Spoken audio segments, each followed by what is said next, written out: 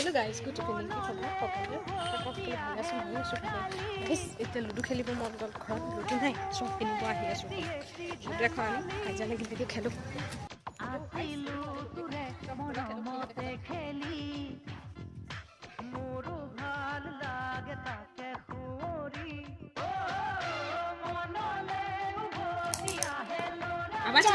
পূজা আমাৰ পৰ মানুহ বুজিলে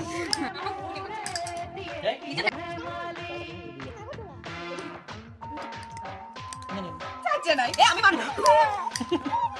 তুই ছাড়ছে না যদি দিও যাই মার তুই দিলে তুই আমি টিম দুই